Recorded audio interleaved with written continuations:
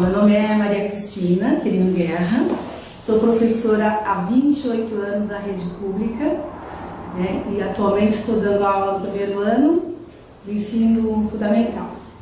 Eu tive uma infância alegre, muito bonita, brincava muito, normalmente eram brincadeiras de rua, né, de pular cela, amarelinha, queimada. Até aos 12 anos eu tive uma infância muito feliz. A minha mãe era um pouquinho muito rígida, né, precisou trabalhar fora, e eu tive, como eu sou a filha mais velha, eu tive que cuidar dos meus irmãos mais novos, então eu tive muita responsabilidade. Até dos 12 aos 15 anos eu fui trabalhar fora para poder ajudar nas despesas de casa. Até então estudei numa escola pública, como vocês estudam, que aqui na época era uma escola de elite, né? Não eram todos os alunos que entravam em escola pública.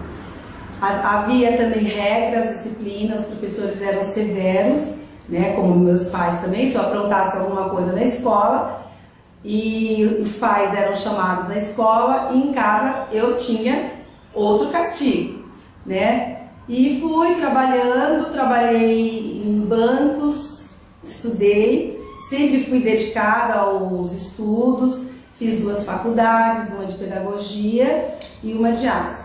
Mas o que me marcou mais na infância foi as brincadeiras de rua, né, que realmente eu tive muito. Hoje as crianças não têm essa oportunidade, né? Então, é isso o mais importante, são as brincadeiras de rua. O meu aniversário de 15 anos também foi muito marcante, né? Minha mãe fez uma festa, chamei meus amigos, e era aqueles bailinhos de dançar, aquelas músicas lentas, né? Tinha os namoradinhos também, mas foi uma infância muito gostosa, apesar de ser uma época do militarismo, uma época que as pessoas não tinham aquela liberdade de expressão, não podiam falar o que queriam, mas foi uma infância muito gostosa.